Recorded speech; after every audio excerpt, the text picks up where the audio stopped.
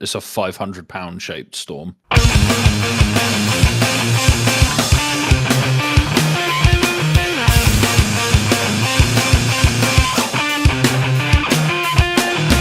Hi, well, welcome back to Get Your Deck Out. This is me, Old Emo Dave. Joined again, as always, by Scott, 11's MTG. And we're here to talk more Magic cards, TCGs, and overall banter about the games that we love. Scott, it's a late one because we had our fingers crossed. We usually record on a Sunday. Today is Monday. But let's just rip the Band-Aid off today. The Vivi problem. I think we need to address it. Yeah. I think Vivi could classify as a existential threat, if you wanted to use some Marvel parlance. Yeah, it's not looking good, is it? 54%, I think it was, of the Arena Championship. 8% of the dominant meta on Magic Online challenges right now as well. Yeah, challenges are getting blown in half by this as well. Reddit posts are being made. We all know that's the most important measure of the community sentiment, shall we say. But yeah, it looks like this deck is a bit of a problem. And I think give it a couple of weeks. Hopefully things can adjust, but it's looking like it's definitely the deck to beat. If you have been sleeping under a rock, or Magic isn't your main game, or at least standard Magic isn't your main game, is it Cauldron or is it Vivi deck? Depending, or wherever you're looking, is the deck of the moment, is the deck that is everywhere in standard, in the top tier gaming, and also the top tier tournaments. It's been taken and piloted. Did get a victory for multiple thousands of pounds this weekend. The big problem being is Vivi Ornithar makes unlimited mana and paired with the Agatha Cauldron. You continue to chain off before you then just got either a too big a team, or you've cast so many spells that you've pinged your opponent down to death. We can't say we didn't see it coming. I think that's what we go back, and you go back to our bands episode and the lives we did there. Probably the only thing that we did suggest might go but didn't go, and I think I was there. It was the out of pocket call, but not the call. Was Agatha Cauldron needs to go, because if this Vivi thing can do the Vivi thing and doesn't get checked properly, we're gonna have a hard time, and that is what we're seeing, isn't it? Just everywhere.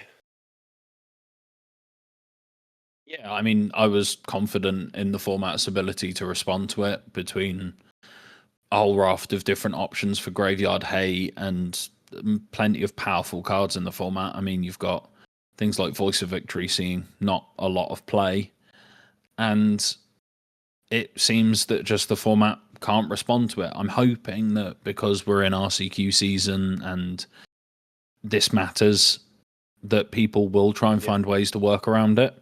And maybe other decks can win. Maybe they can, but it's starting to remind me a little bit of Nadu and Modern. Isn't it? We had that period a year ago now, Nadu Summer. In fact, I think that it was the point where we sat in a sweaty room in August for 9.5 hours, casted a full Mega Modern where Nadu was still legal. And there was points where we were just having to watch turns and turns and turns and turns of combo. Yeah, and we ended up just talking about stuff completely unrelated to the game. I'd wander off and buy us both another can of Monster, and I'd come back and they'd still be comboing off. And it has more similarities in just the metagame impact that it's having and its win rate, which is obviously positive, but you can sometimes have these really long turns that just, you know, that you can't concede because your opponent's there doing stuff and you think, oh well, what if their stock up's 5 lands? It's never 5 lands, but what if it is? And what if they miss on all of this and then I untap and draw my one-off Day of Judgment? and then I can clean the board up and start trying to do my work. But then, even if you do draw the Day of Judgment, your opponent plays another creature, exiles the second Vivi with Soul Cauldron, plays some more things, adds 8 mana, and then off they go again. It's a problem all around, I think, is especially when like you get the skill ceiling hit as well, and decks which like can be perfected can actually be the worst deck for this. Not only then seeing rise to the surface, but also then people not innovating because no, exactly. But when you get to the top end of this game, even when you got like the 55, if a deck's 55, 56%, the pros are angling at being 3 to 4% better than you on just ability to execute the game. So the fact that they get that extra 6% above 50% anyway, like for your Pro Tour level people who are like running this deck, for them the deck's a 70%er, and you know we'll come on to like sort of like we had RCQs this weekend, but like we had some Vivi people in the field, but like and they were doing okay. They were getting beat, some of them, like we saw one in the top 8. They could still, you can get carried by it, you can also fail by it, but like when you are the better players makes the gap gulf go bigger, and innovation goes away. And I think that's the saddest part about it is like cool cards, cool strategies can't live because they have to either beat this deck quicker, or they have to consistently cope with it, and then they just removal deck and actually don't do anything for 45 minutes of a turn, and hopefully an overlord gets there in turns. Or they lose to the other 40% of the decks in the room, which you can't really abide by. Like, you could build a deck that can beat, is it Cauldron, but it might not be able to beat any other deck in the room, and you can't just aim for 50% of decks and lose to 50% of decks, because sometimes you get mana screwed, sometimes you get flooded, so you're not going to have a perfect win rate against Cauldron. No deck in Magic has a 100% win rate, and as you said, it's causing a stagnation already, when in reality we should be in Brewer's heaven right now. We've just had a new set that seems to be pretty powerful and having some impact. We've had a rotation. We've had the first rotation of our 3-year standard lives. I think plenty of people now are looking at it and thinking, I think this would be better if it was 2 years, even if the format might rotate more frequently and your cards might lose their playability a little bit more quickly. But there are plenty of things in this game that are fun for 4, 5, 6 months that aren't fun for 2 years. Vivi is one of those things. It just is. We've kind of seen the joke now. But I'm pulling this off of a post by Frank Carsten on Reddit. David, do you know when the next BNR only because I've read the show is? notes, yes, but I didn't know that this was the date until you showed me. Yeah, so their next scheduled BNR is November the 24th. So, ordinarily, this is just one of their ban windows that they have throughout the year, which they use to maintain other formats.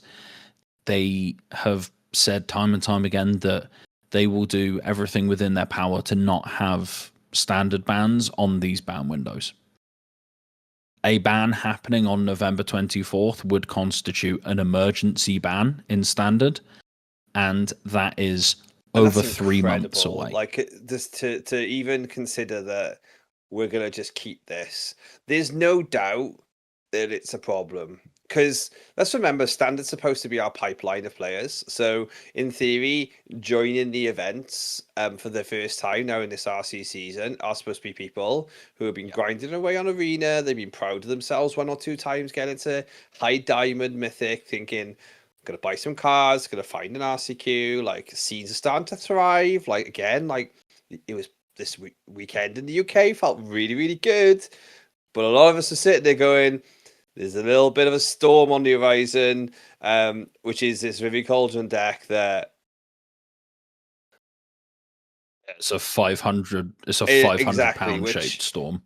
if you're at the top level of this game, when you're talking sort of your proto level people, your regular RC people, when they go to these events, they get cards which like ultimately are so rare. When they get home, they sell them for $2,000.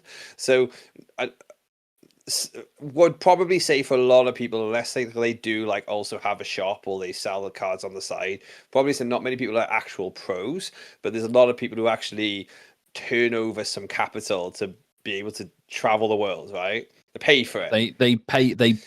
They pay for their holiday, right? Like they sell the Gandalf from Pro Tour Lord of the Rings, and then it's paid for their flights, and maybe they have that little bit of spending money left over where after the Magic weekend they can go see some sites around where the Pro Tour is, whether that be in Europe, America, Asia, wherever.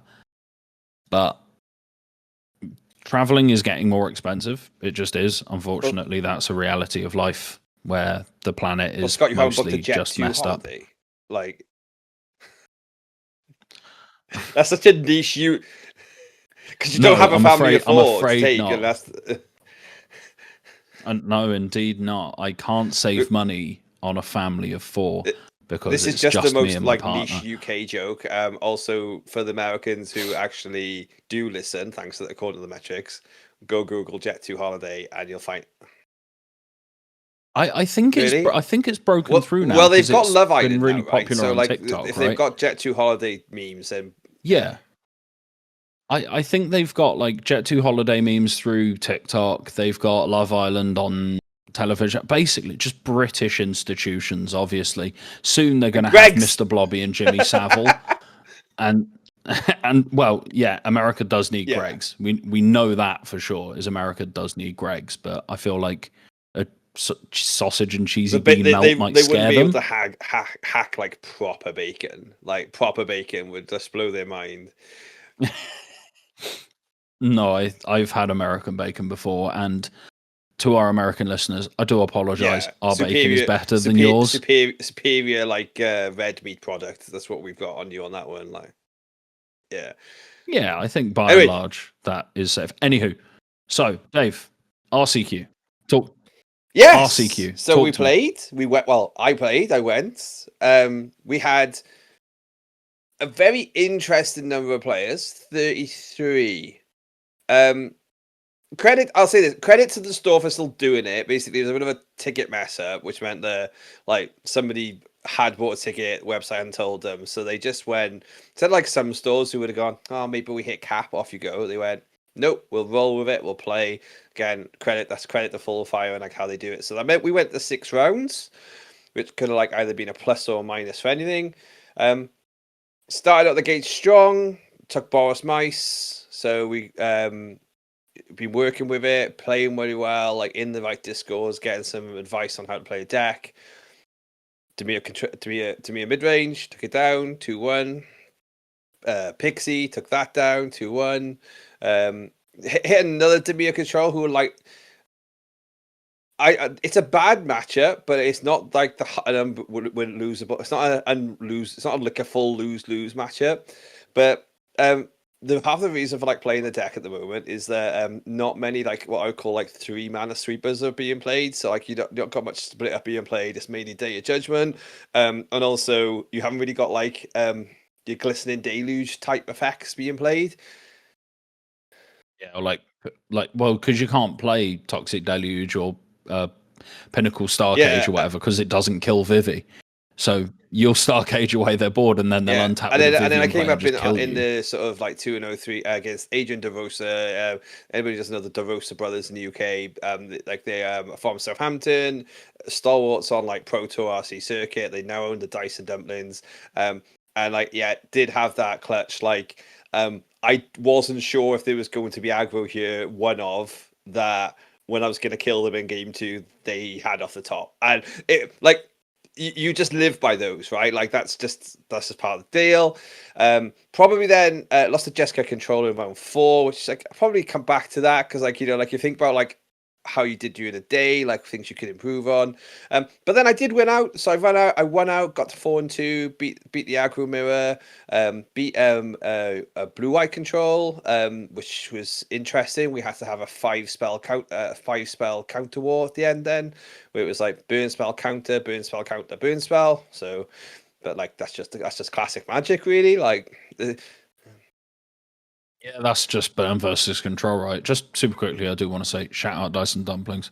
Buy from them on Card Market. They're brilliant. I had a problem with my order. They sorted it really, really swiftly. And yeah, excellent. Shout out to them. Do you know what? Like, what perfect vibes. So already, it's full of fire, which we all know. Like, it's a great store to go to.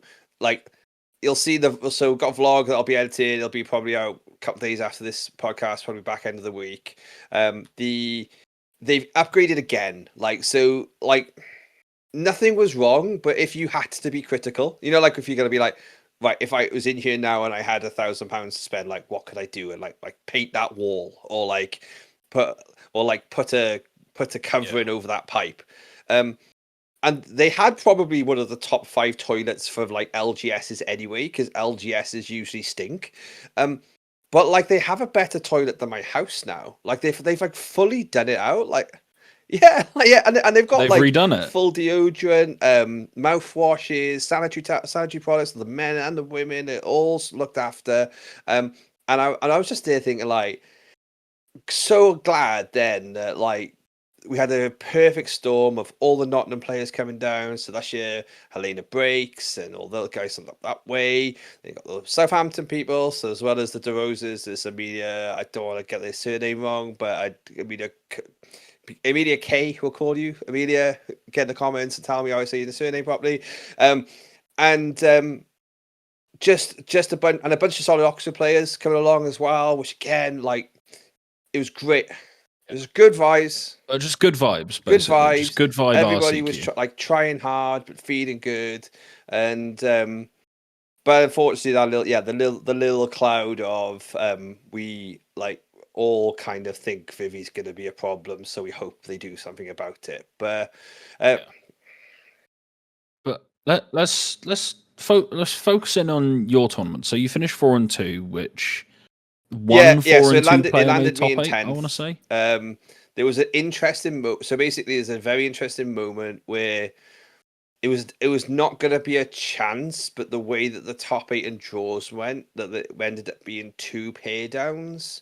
So that it opened up a little, and then the final game. So Amelia, who got in 8th, was actually playing Tanu, beat me, and they went to turn 4 of turns where they would have gone 1-1. So like, which would have then, with the way it would have then worked, because obviously with Tan losing, it pushed my So but I kind of just didn't really like to want to think about that. I just wanted to sort of stick to our plan, and this is like takeaways anyone should be thinking when they're actually preparing for this stuff. And I was definitely not someone who did this, and I've had to like train my brain to do it, is go with a deck you're well prepared with rather than a deck that you think is the best in the meta, because that already gives you more of an edge. So I did have probably between either like small loans or like my own cards, I had probably access to Jeskai Dragons,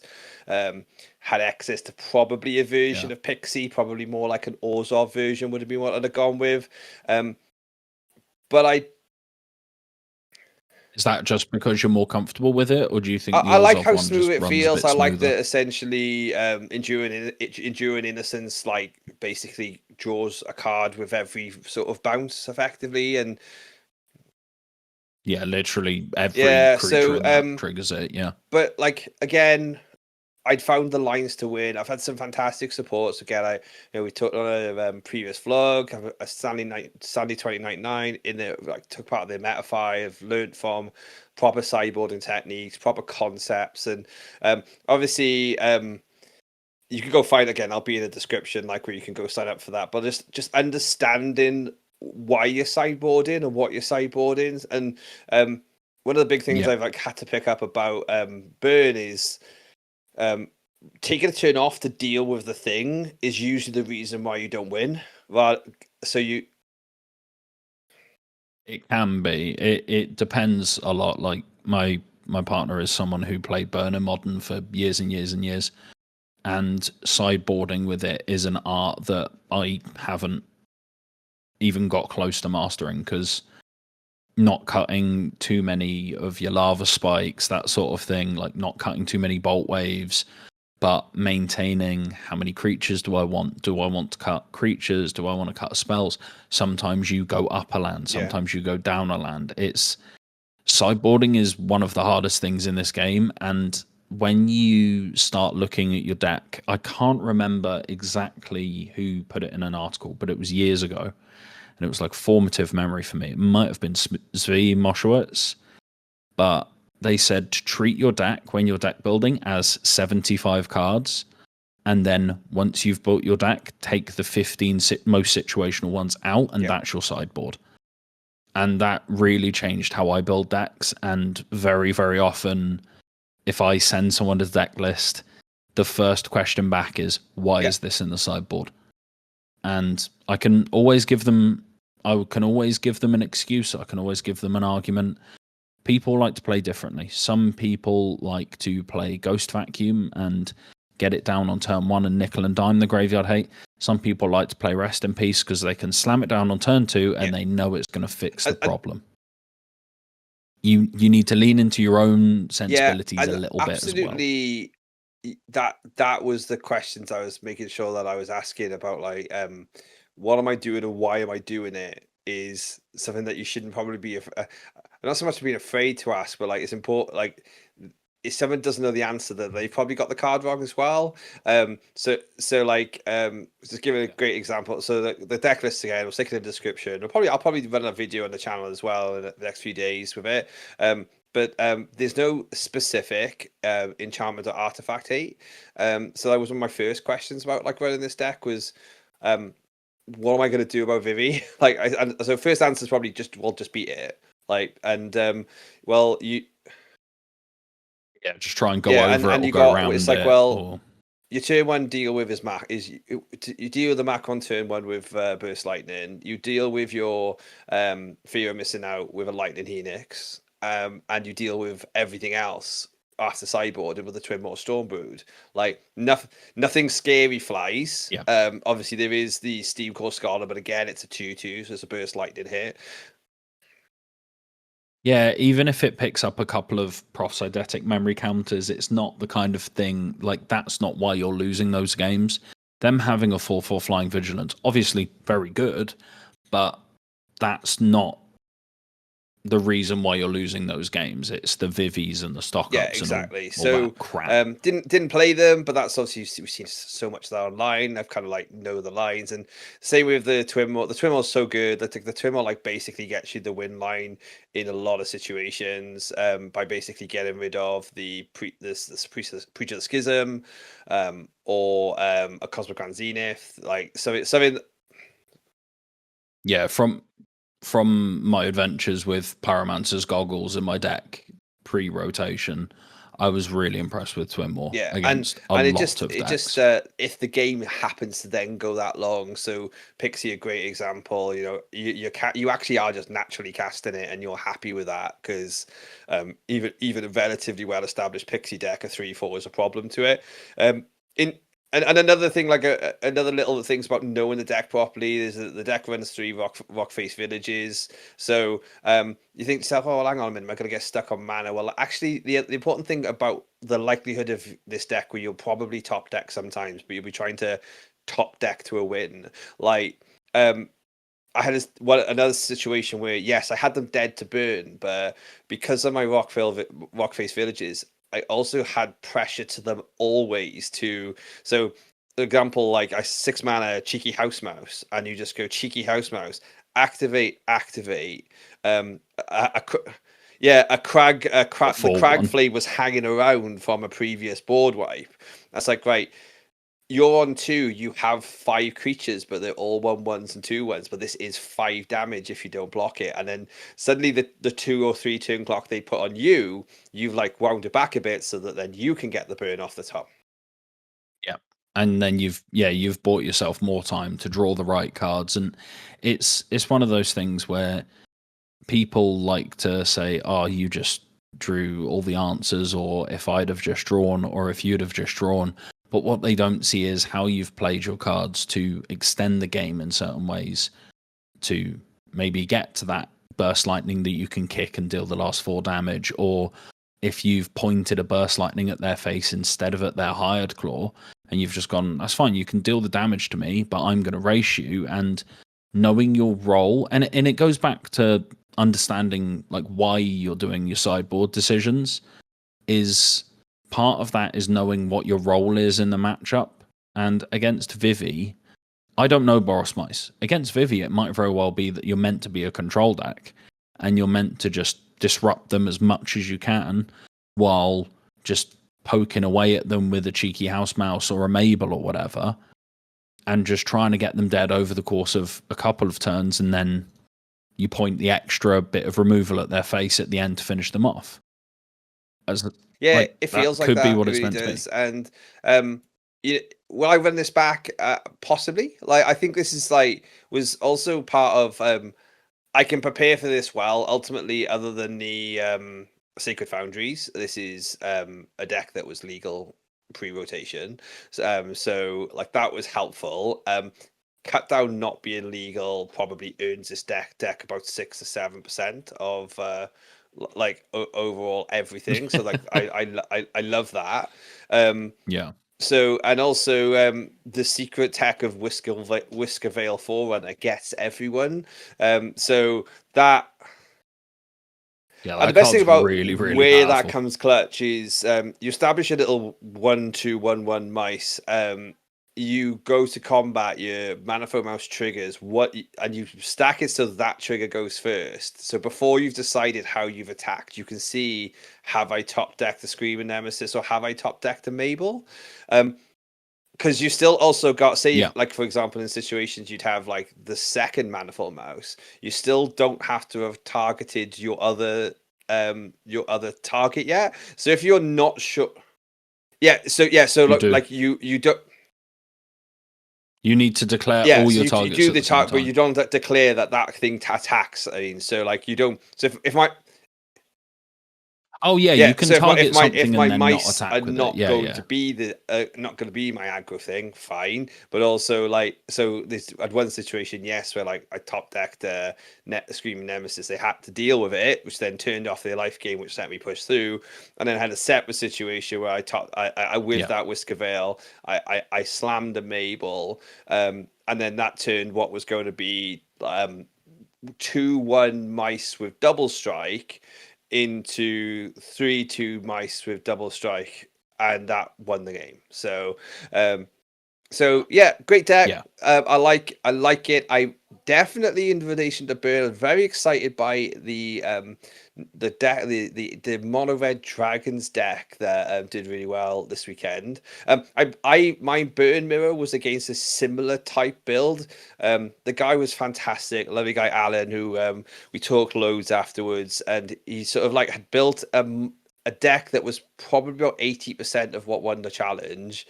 And like I sat there, I showed him it on sort of MTG, and he's like, "Oh, cool! Like literally never seen it." And I was like, "Oh, that's a wicked feeling! Like to know that, like, you brew it." So it was the leaning into the Hellkite package effectively, but using the Magda and Sarkhan 2-mana cards to basically ramp to 4.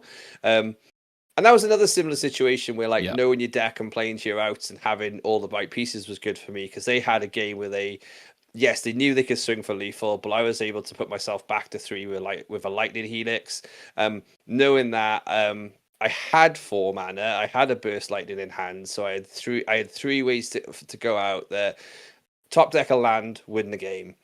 Don't top deck a land, I've got an Opera House to exile to try and find a land, to try and find something. But all I also did was what I did is I top decked a Manifold Mouse, they're tapped out, able to Rockville Village it, swing for 2, GG. And so holding back, playing the deck correctly, being well practiced on it, gets you in good positions. playing to your outs as well, right? It's knowing what your outs are and playing to have those the work. big thing, my learning takeaway from this weekend, because obviously we're heading towards like probably what will be my first actual serious event in a couple of months, is you can't be beating yourself before you start a game. And I think I go back to the game, which was my round 4 against Jeskai Dragons. It's not a great matchup for me, but instead of really honing in on how I was going to win that matchup, I was probably a little bit too tunnel visioned on trying to speed run that matchup to then get it over the line, rather than being a little bit more careful and considerate. And ultimately, I lose to the Lightning Helix gaining of life, because I can get damage done, but they will also gain about 15 life, which will then put me out of range. And again, like, so those who South Wales people who played Magic 10 years ago do know Tan the Wind from South Wales, or Tan as you know him on Car Market. But as he said to me afterwards, he said, "You played fantastic today, but like, obviously when I beat you, I think you beat yourself." And he meant that with like the sort of like the kindness of heart, as in like, I was doing nothing. My magic was on point, but this needs a little bit of fine tuning in those spots. And and that's a skill as much as playing your cards correctly, or sideboarding correctly, or picking when to mulligan. The mental game is a part of it as well. And I'll put it this way: how many games did you watch me play with Red Green Aggro like you in the last standard? You hard made 50, it, yes. 60. And how many times did you see me win the game on turn 16? Like more. Probably about half the time I got to turn 16. Aggro deck that should be out of it by that point. Yeah. And it's why I always said to you all throughout that format, I was like, this deck is messed up, because this was pre-Corey Steelcutter. I want to point that out as well. When I was like, this deck is messed up, and you were talking to me and you were like, okay, like, you don't normally play aggro decks like in this style. We'd normally expect that from Jen, not from you. I was saying it was a mid-range deck. It's not an aggro deck. It might very well play Monstrous Rage and Burst Lightning and Heartfire Hero, and it has the out of winning on turn 3 sometimes. That's a happy bonus when that happens. It can grind to turn 12, where you're playing an Emberheart Challenger, you're rock face villaging it, you're drawing a card, you're playing an extra land, you've got a Restless Ridgeline, all of these things. And as you said, I think by the sounds of things, you tunnel visioned on, oh, I'm the aggro deck, I need to do aggro deck things, I need to be killing them, when in reality, holding back that kicked Burst Lightning to maybe double up with the first strike damage from a double striking mouse, you can kill a Shiko with that. And then you've dealt with their Shiko, you've dealt with the thing they cast off of it, and you've still got your threat, so then they're compelled to answer the threat, and you can really go long. That's part of the reason why I think a lot of people are talking about banning Manifold Mouse instead of banning Heartfire Hero, is those cards give you a lot of longevity even, especially with the Offspring, Soulstone Sanctuary, all of these sorts of things. They all give your very, very aggressive deck some serious longevity. And it was nice. It was just nice. It was nice to play a deck which was, I think I'll probably say my TCG history being Hearthstone, where you play with smaller decks and you play with more like play to an out mentality. I think I sort of had a little bit of muscle memory goodness into that. I've had decent little bit of success with Jeskai Control when we were in a bit of a dead meta. And will I revisit it? Possibly. I'm not too sure yet. I am, like everyone, seeing the brewing going on around us. I kind of like just block Vivi off in the corner and go like, that's the devil in the room. And I don't think we're going to be able to, because if Frank Carsten's Reddit comments anything to go by, that's still going to be legal when we're in Liverpool. So on the basis, I don't want that deck ever. I don't want to play. I don't really like that style. So I also like the idea that something like we talked the Simic deck on a couple of episodes ago, like that's still hanging around, just getting iterations. I see people playing a version with Fey Bloom Trick in it. Is sort of like making the rounds and doing really well. Deck costs. Yeah, they're just Yeah, full I'd tempoing it, love baby. that Aura Boroid would be a card that we'd have to say on coverage a few hundred times. That would just be like a lovely little tongue twister. Yeah, continue to test. Store did well. We saw a couple of our locals. Obviously, our man who stands standard JMF was there in the top 8. Nuno's in the top 8.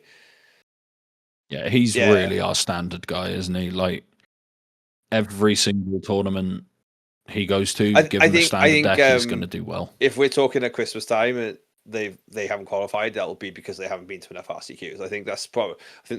I think that's something I can say with quite certainty. But overall, great time, always good. Again, Full Fire doing one every month. They're in the main calendar. So we talked in like the last episode about that. We had the beta version. If anyone saw the short and seen Scott's little story, like it is out there, and there'll be the full version soon, where like all of these stores will be pulled together, so people could be playing every weekend. Let us know in the comments as well, obviously, what you've been playing, like, and if there's anything you'd like us to give a run on, because you think that you found the next Vivi Onatar deck.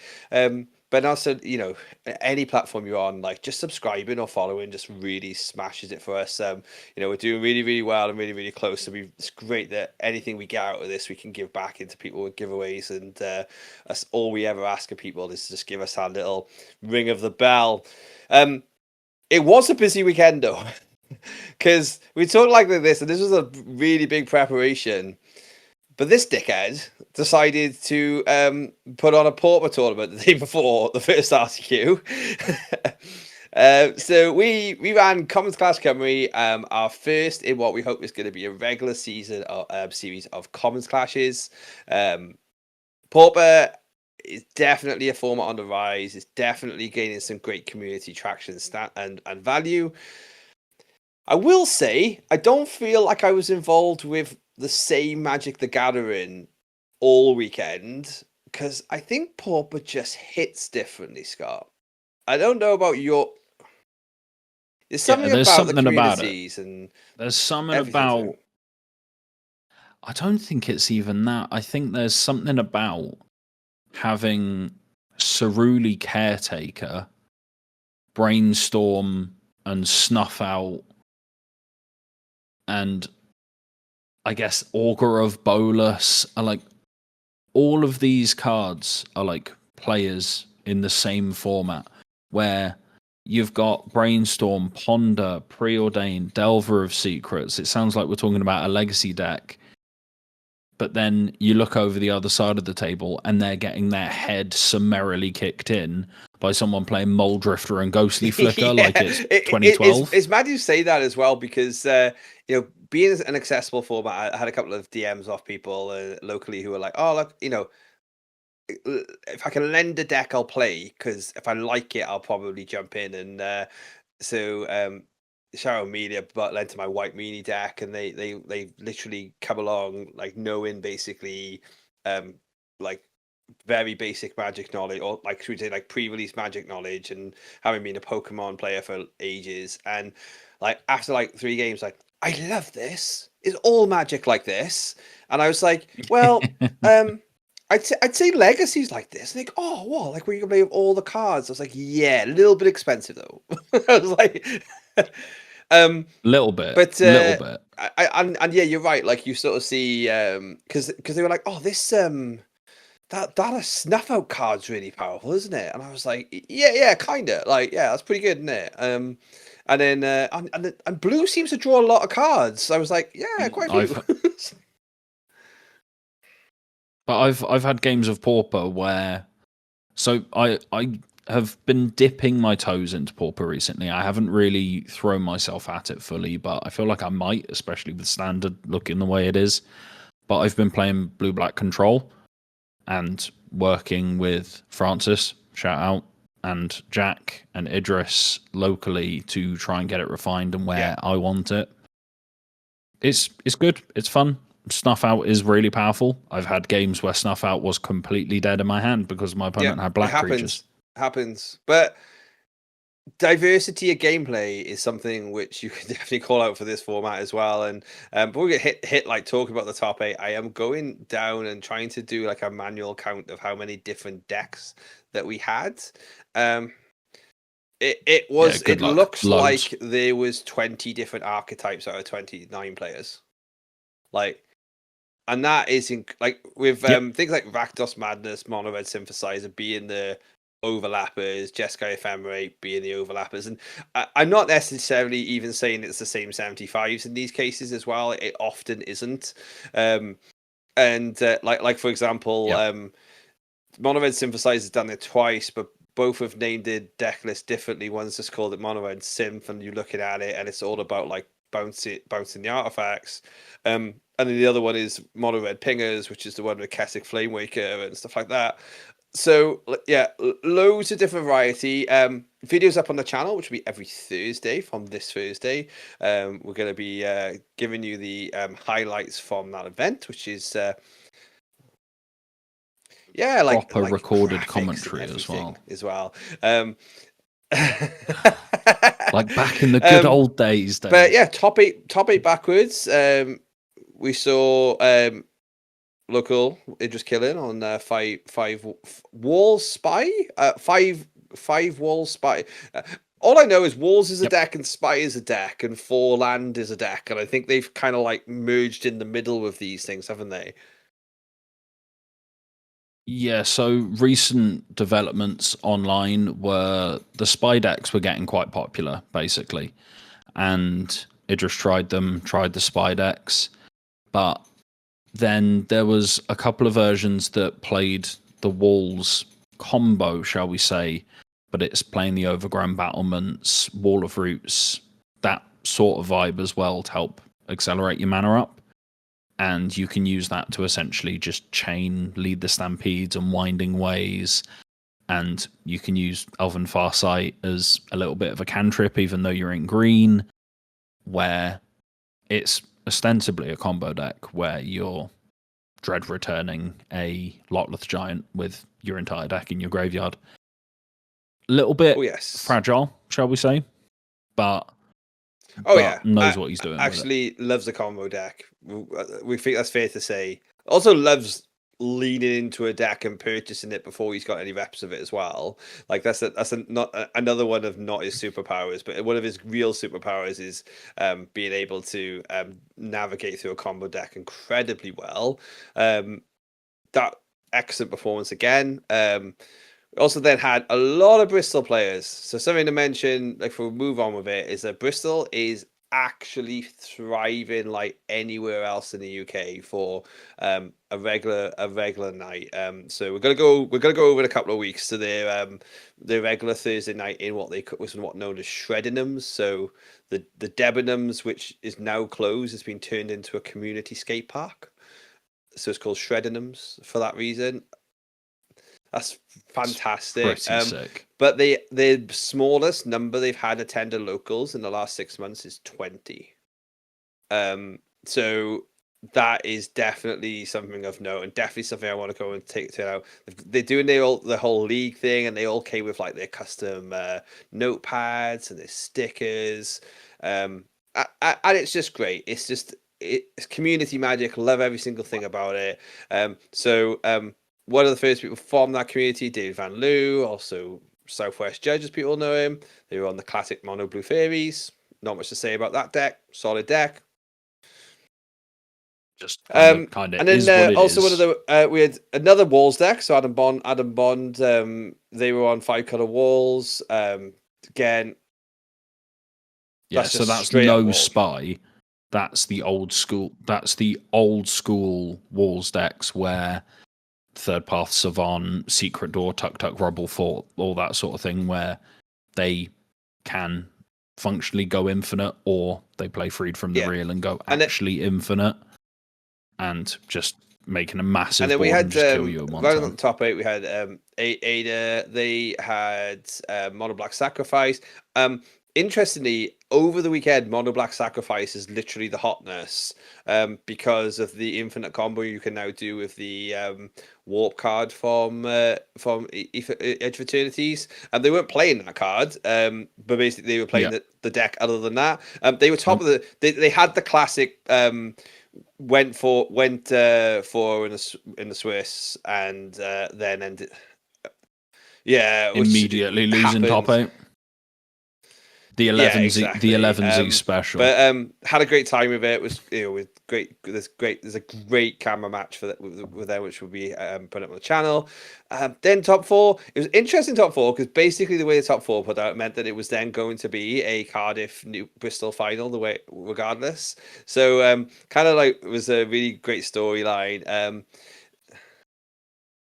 Are we still claiming Ben as a Cardiff player? Are we? Now that he lost, though, maybe not. But spoiler on that one. But Ross McKenzie, so Ross Ken, legend of the scene, around for his pauper and his legacy, plays the cheapest and the most expensive formats. Nothing in between. I'll play draft only Final Fantasy collector booster. Playing to be a fairies, but more of a control version. So like again, like Fairy Seer and also Sprite mainly. And then Nico, but also has the old snuff out like counter spell. Yeah, and then probably like one of the funnest decks of the day. Called it their 80 card special. Nico from Bristol was running Grixis Affinity. It was essentially Grixis Affinity adding the Pactal Terror combo into it with makeshift munitions. It worked. They got top 4, right? So games went long, but they were there to play a lot of Magic. Lovely person. Had a great day. Shout out, great result. Like, love that for them, that they managed to stick 3 archetypes into one deck and still make it work. Brilliant. And then yes, we all know and love him, Ben Jones got to the final, but someone else we also know, Jose from Bristol, also was there. Ended up taking on the victory of Is It Terror or Is It Scred, as it would have has been known in the past. Ben was playing the meta deck Gen Wildfire. That was the two league Rip It like special. I think it was like barely any reps. Yeah, this is good. Send it, and just it makes the finals in typical had a great Ben time, Jones fashion. Great support. Again, Troll Trader boosted the prize pool. Bulk Box gave us a couple of giveaways. Great to do. We'll be doing more Commons Clashes. We'll keep you all up to date on the channel about that. Will they be Wales ones? Will they be Southwest ones? Who knows? Like we'll spread our wings and fly, or we might just take it online. See what our friends over Magic Online want to do. Could be both. Could be a bit of both. But Pauper seemed in a very good place, very happy place, very balanced place. That didn't seem to be too troublesome. I think you might see us sort of like keeping that as our number 2 go to very closely, whilst we do have potential problems in the standard meta. I think it might be you start looking at Pauper a little more heavily. I start looking at Pauper a little more heavily. You might come look at Modern a little bit more heavily again, which obviously is my main format. But we're going to have to look at Standard at some point, mate, because we need to get ready Standard. For Liverpool. I still love to play, and I still think it's great. I just think like we really need to know that the storm cloud is coming, right? The storm cloud is we've been told it's raining tomorrow, and like we're waiting for Wizards to pass us our jackets, right? That's the Well, we haven't. Unfortunately, we've been told that it's 31 fucking degrees tomorrow in the and UK. You've got to wear a suit because Vivi's on the table. Oh my god! But like suit wearing is not what we would usually do. But I see once we've got this working week out of the way, it is probably what in South Wales would have to be called like our pinnacle event. Or if we were a WWE event, it would be our WrestleMania. Axion come to town. Mega Modern is with us. Lots of events. What is going on, Scott, this weekend with that? So we've got a mega modern on Saturday. That's the Axion Now traditional tournament. Pulls people from all over the UK, sometimes internationally. You will see very accomplished, very, very good players at these. And on Sunday, we've got Modern for Goodies as well, which is sort of like a mini Mega Modern, if you like. I've so shared some of the mega. best players in the UK have top 8 that as well.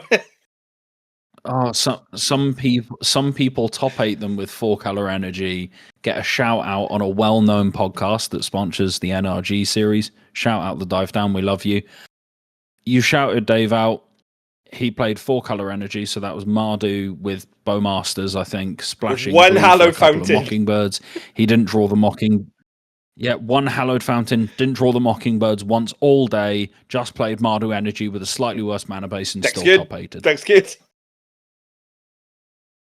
However, well, what are we doing? This is the time we announce. I say thank you to Axion and the partnership. They are the best tournament coverage or tournament staging in the whole of UK. And for the first time, thanks to our partnership, we, the Get Out Your Deck Out crew, will be covering all 2 days of the Axion event. So officially, and whilst I'm pointing the screen, this is where it'll all be on the screen, is over YouTube, TikTok, Facebook, Twitch. You're going to be able to watch the full Mega Modern, where we're going to start with coverage of Mr. Will Hall himself, who is going to be looking to repeat his back-to-back top 8 in Cardiff, which we are rooting on heavily, because if he goes, it becomes harder to get people to come to the main table. But we'll start in. We are going to be doing giveaways. We have Magic Online giving us some help to give you some promos. We have got a big spinny wheel. We have got roaming cameras. And it will be for the first time the UK Magic scene can feel like we've got SCG style coverage. And we're proudly bringing it you from the Get Your Deck Out team. Just with worse commentary. That's Let's true. not big That's ourselves true. up I too do hear a much. couple of them are in the UK at the moment, though. So if they do find themselves downplaying and they don't do so well, they're more than welcome to come into the booth. But we'll keep those under our lid just in case they don't happen. Yeah, just in case they tell us to bugger off. And Sunday, what are we doing on Sunday? So we'll be following Scott, and we'll be following Scott in the Modern for Goodies. The guys from Templar MTG are going to come and help us with coverage, and so everybody we'll learn over the weekend who's there. All of basically we're going to get anyone who plays competitive Magic in the UK is our friend. And if they want to talk about the game seriously, if they want to have a laugh, they can come on and they can come on and they can talk about it. This is going to be great coverage with watch party vibes. Again, Axion, love you very much for doing this. Lots of support, we won't let you down. We'll get there. We'll just get our decks out. We'll get our microphones out, and we will be putting on a show, making this a real special event. Because, as we'll always say, we always know this, but like sometimes we need to remind ourselves, like, we are the best. I think hands down the best LGS in the country for like venue and quality. So let's put on the best show possible with those facilities. And yes, go to the channel right now. If you're on Spotify, go to the YouTube, go get notified. There is placeholders for both of the streams. If you can't watch on YouTube, you can go watch the Will Hall Twitch channel. If you can't watch on either of those, then you must be a kid and you've got TikToks. You can go and watch our TikTok channel. And if you can't watch any of those, you must be my dad. So go and watch on Facebook. That's basically everything covered. There is something very unsettling about scrolling TikTok, laying in bed of a night, and then my own face appears before me, or my partner rolls over and shows me a TikTok with my face on her phone. But we'll get past that. Should we give them a little sneak peek for Sunday? Yeah, why not? Do you reckon? Why not? Like what I'm going to be playing. We'll give them. Okay, I'll give them this, and if anyone can identify that, yeah, then fair play. First comment on any of spoiler. the YouTube or Spotify of the card that Scott just held up, which now means please stop your car if you're listening in a car before you look at the video podcast. First comment gets some Magic Online points, or if you are in Cardiff, you'll get the first spin of the wheel. And it is an alt art as well. I'll give you that. So if you can identify that, fair play. That is our weekend ahead. So obviously lots of preparation. Probably still play some Magic. Probably for me, probably play a lot. Get my modern teeth very, very wet to be sort of very up to date with what we can see. But what is great about this Mega Modern, there is RCs coming up, but there's nothing else to play for outside of that. So we're gonna have people playing 4 points, so they're going to be playing on a deck that they like. We're going to have people playing because they like playing modern, so they're going to brew up some kind of crazy jazz. We're going to have experimental new stuff because there's a set that's relatively new out. I think this is going to be some great coverage to watch as a Magic fan, and that's not just because we're going to have us behind the mic. It's going to because the Magic's going to be top tier. And if you and on the tabletop. Yes. If you're in Cardiff, please come and say hello and see us. We have stuff to give away. We should have got better by now and had merch to give away, but we will eventually. Wait and see where we are at Christmas. I'm buying a house, bro. Right? That's stressful. And next episode will just be a recap. We may be a day or so late beyond that because obviously we do have a very, very, very, very busy weekend next weekend, and our usual recording time of 8 o'clock on a Sunday hopefully will be us 3 beers deep with Scott having top 8 in the Mega Modern. Yeah, not likely. That in mind, any last thoughts, Scott? Come watch us this weekend. Follow along. Be ready to watch on the channel. We love any support that you give, and please make sure if you don't get to watch it, leave in the comments how important having UK coverage of big UK events was to you as a Magic fan, so that our friends at Axion can see that this is something that now needs to be a staple in the calendar. And they can fly us around and put us in 5-star suites and pay us like really good celebrity wages all weekend, and we'll be swamped by glowing fans. Let's be honest, if it's a Premier Inn and a Greg's, we'll be over the moon. Done! Francois. I'll hold you to that. Dotted line. Yeah, done. We got this, friend. Thanks everyone for listening, watching, doing what you're doing. We'll see you over the weekend. Come get your deck out with us. If you can't get out with us, come and watch people get their deck out. And we'll see you on the next episode.